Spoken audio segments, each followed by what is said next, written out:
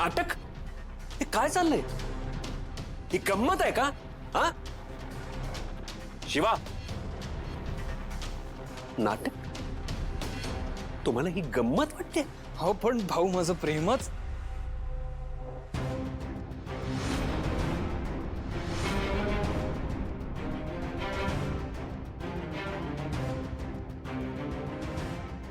आशू नीट सांग, हे नाटक का केलं तुम्ही? कारण असं काही घडलंच नाही ना.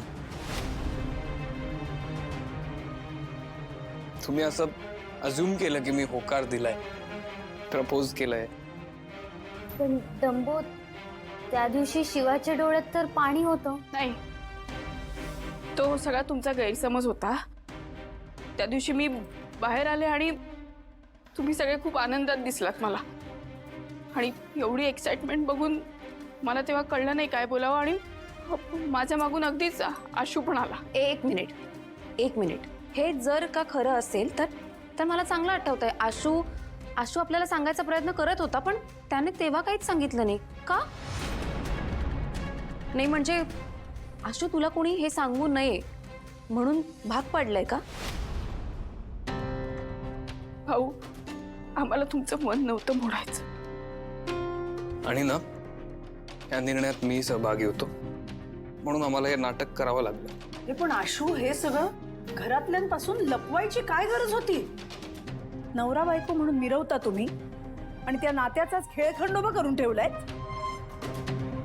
अरे एकदा सांगून तर बघायचं, समजून घेतलं असतं आम्ही. आशू, अरे निदान मला तरी सांगायचं होतंस, चाललं असतं. आशू स्वतःहून येऊन आपल्याशी काही बोलला नाही म्हणजे त्याला शिवानेच सांगितलं असेल नाटक करायला. कीर्ती, तू आधीच सगळं ठरवू नकोस. आशू म्हणाला ना की त्याला हे सगळं मान्य होतं. काकू, आपण आपल्या आशूला ओळखत नाही का?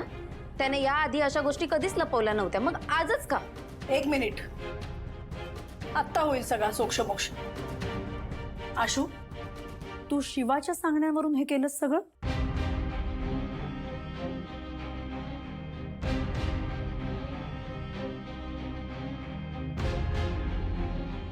एक मिनिट.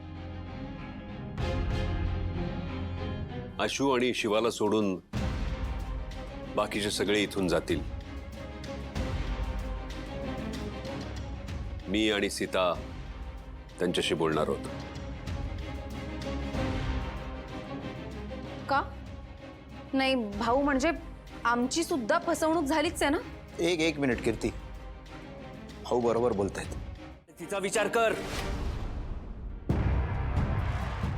तिने तुझ्यासाठी आतापर्यंत काय काय केलंय.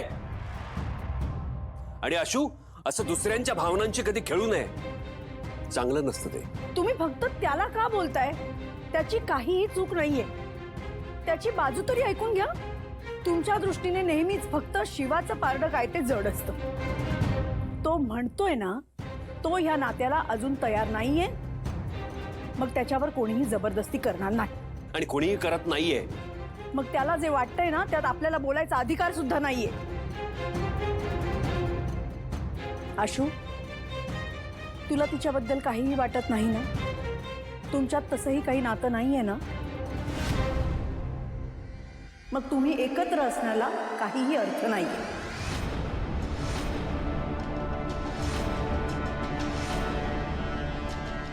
सीताई, अजूनही घरातून बाहेर काढून टाकलं नाहीये तुला, नशीब समज.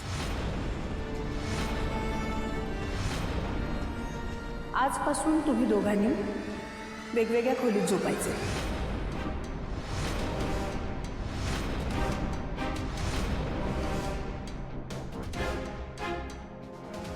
सीता, काय बोलतेस तू? अगं, याच्या चुकीची शिक्षा तू तिला देतेस. ह्याचं कारण लग्नाला तिने पहिला होकार दिला होता. तिची तयारी होती, आशूची तयारी कधीच नव्हती. या घरात काय चाललंय मला काही कळत नाहीये.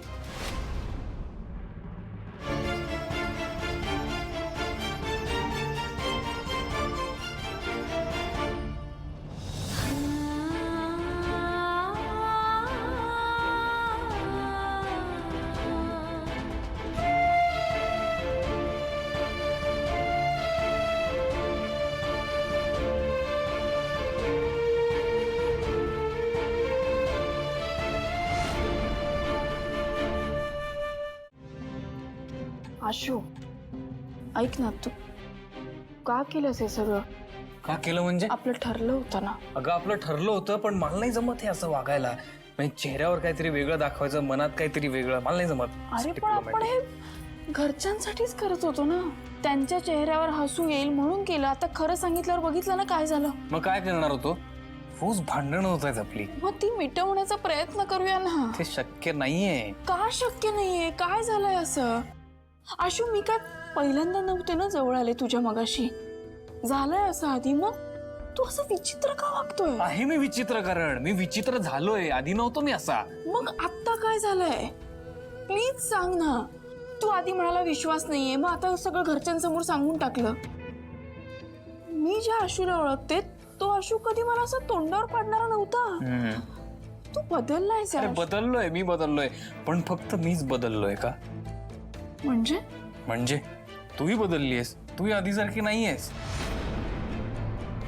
मला जी शिवा माहिती होती ना, ती अशी नाही वागणार. जे तू केलंयस ना, ते तसं नाही करणार ती. पण ते तुला माहितीये रादर. मी काय सांगायचंय ऐक ना आशू, ह्या सगळ्याचा काय अर्थ आहे?